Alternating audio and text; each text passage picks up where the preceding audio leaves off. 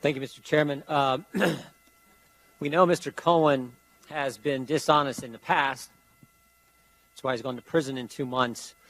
But there are things today that he said during the several hours of questioning that just don't add up either. He said he never defrauded any bank. He was having a conversation questioning from Mr. Comer. Obviously, that's not true because he's going to prison for that very offense. He said today he was a good lawyer who understood the need to represent his client with legal advice.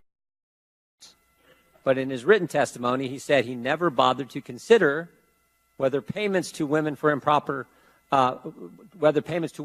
improper, much less the right thing to do.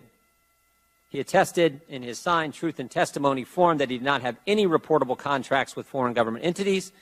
Earlier, he admitted to having consulting agreements with at least 2 foreign entities owned in part by foreign governments, BTA Bank of Kazakhstan and Korea Aerospace Industries of South Korea. He said to Chairman Cummings that Donald Trump directed him and the Trump Organization CFO Alan Weisselberg to, quote, go back to his office and figure out how to make the $130,000 payment. But in his testimony, he says, Mr. Trump directed me to use my own personal funds from the home equity line of credit to avoid any money being traced back to him that could negatively impact the campaign.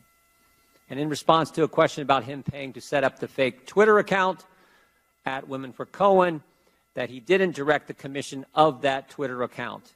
He says, I didn't set that up, and it was done by a young lady that works for the firm, when in fact, he did ask the IT firm Redfinch to set it up, according to the owner of Redfinch. And finally, he said he didn't want a job with the administration, even though the attorneys with the Southern District of New York stated that this was a fact. When asked about this, they said, I wouldn't call them liars, but that statement is not accurate.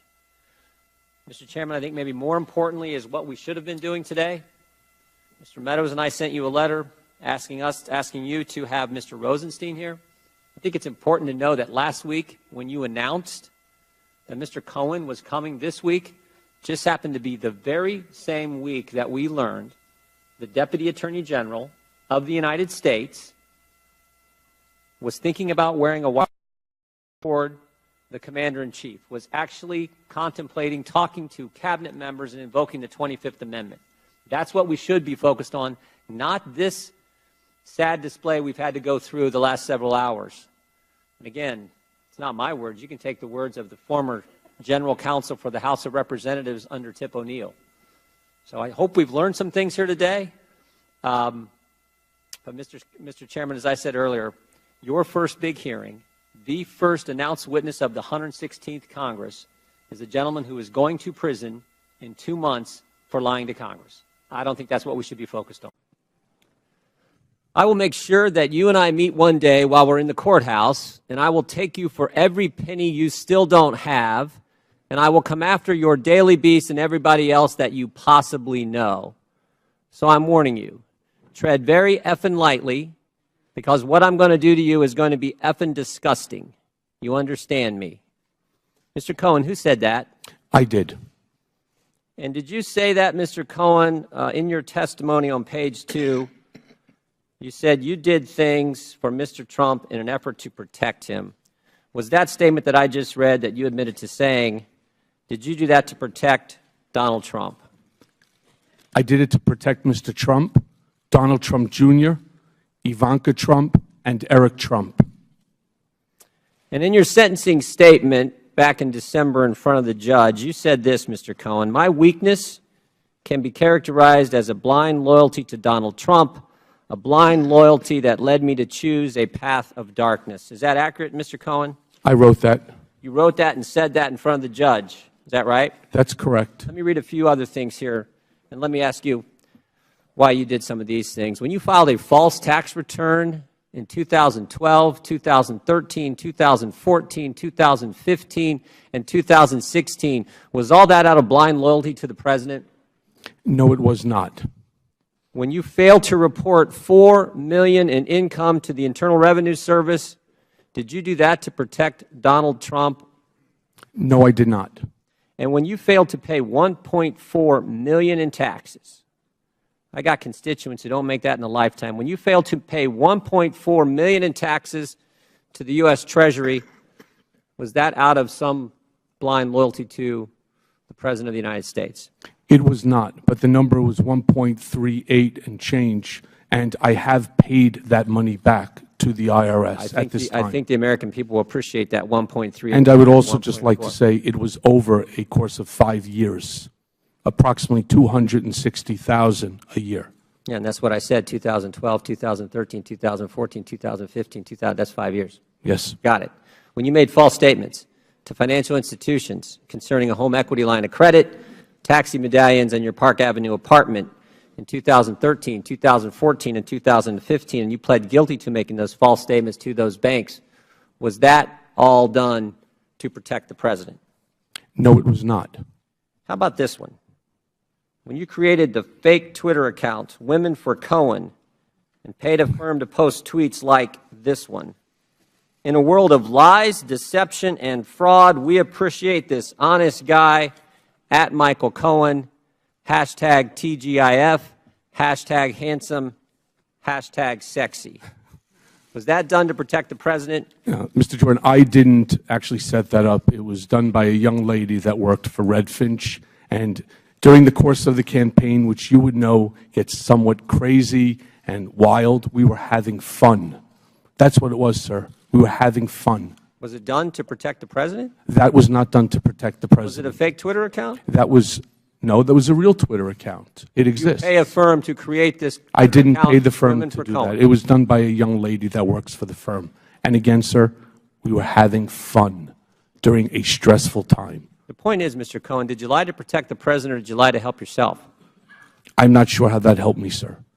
I'm not sure how it did either. Right.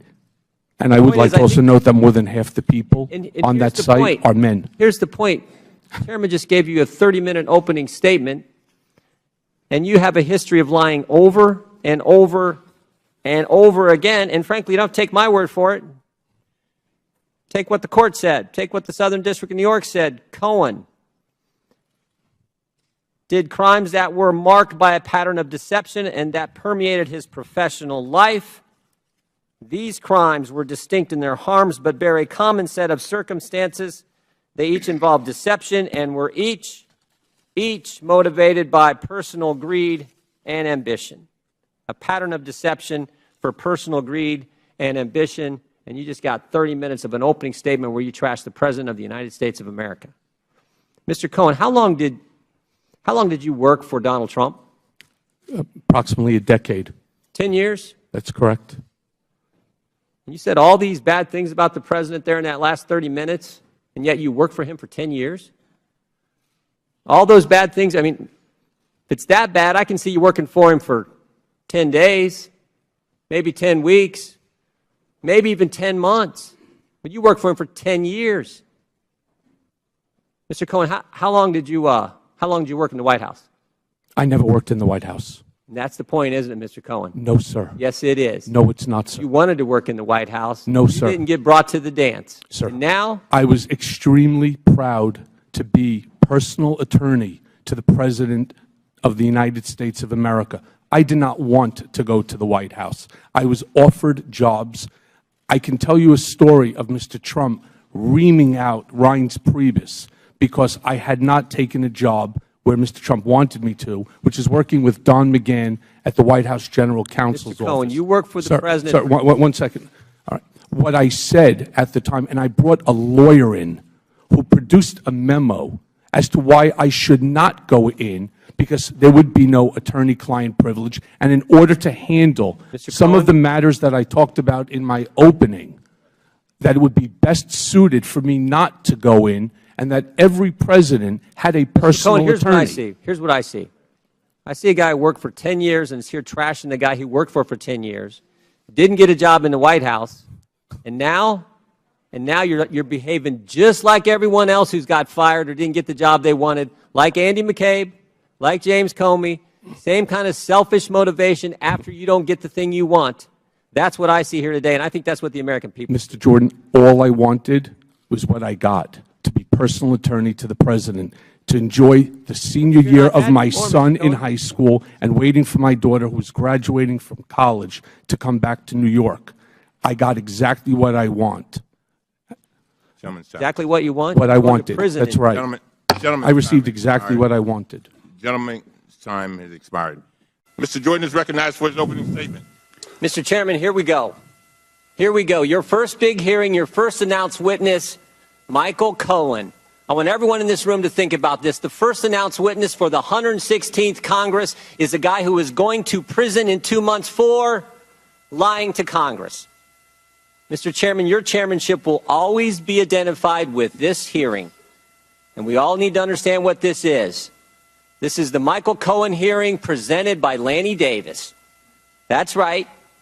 Lanny Davis choreographed the whole darn thing.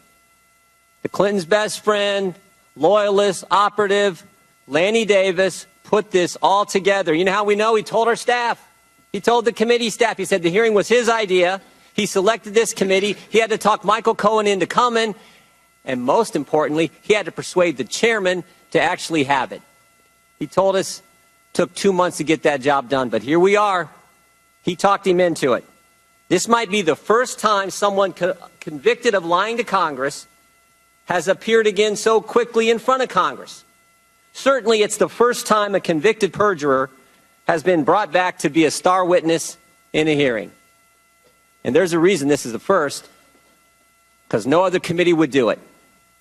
Think about this. With Mr. Cohen here, this committee, we got lots of lawyers on this committee. This committee is actually encouraging a witness to violate attorney-client privilege. Mr. Chairman, when we legitimize dishonesty, we delegitimize this institution. We're supposed to pursue the truth, but you have stacked the deck against the truth. We're only allowed to ask certain questions. Even with that amendment you just told us about, well, Russia's now on the table. You initially told us we can't ask questions about the special counsel, can't ask questions about the Southern District of New York, can't ask questions about Russia. Nope.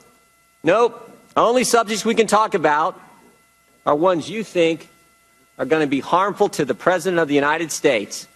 And the answers to those questions are going to come from a guy who can't be trusted. Here's what the U.S. Attorney said about Mr. Cohen. While Mr. Cohen enjoyed a privileged life, his desire for ever greater wealth and influence precipitated an extensive course of criminal conduct. Mr. Cohen committed four distinct federal crimes over a period of several years. He was motivated to do so by personal greed and repeatedly used his power and influence for deceptive ends. But the Democrats don't care. They don't care. They just want to use you, Mr. Cohen. You're their patsy today. They got to find somebody, somewhere, to say something so they can try to remove the president from office. Because Tom Steyer told him to. Tom Steyer, last week, organized a town hall. Guess where? Chairman Nadler's district in Manhattan. 2 nights ago, Tom Steyer organized a town hall. Guess where? Chairman Cummings' district in Baltimore. The best they can find to start this process, Michael Cohen. Fraudster, a cheat, convicted felon, and in 2 months a federal inmate. Well, actually, they didn't find him. Lanny Davis found him. I'll say one thing about the Democrats. They stick to the playbook. Remember how all this started. The Clinton campaign hired Perkins Coie law firm, who hired Glenn Simpson, who hired a foreigner, Christopher Steele, who put together the fake dossier that the FBI used to go get a warrant to spy on the Trump campaign. But when that whole scheme failed and the American people said, we're going to make Donald Trump president, they said, we got to do something else. So now, Clinton loyalist, Clinton operative Lanny Davis has persuaded the chairman of the Oversight Committee to give a convicted felon a forum to tell stories and lie about the President of the United States so they can all start their impeachment process. Mr. Chairman, we are better than this. We are better than this. I yield back.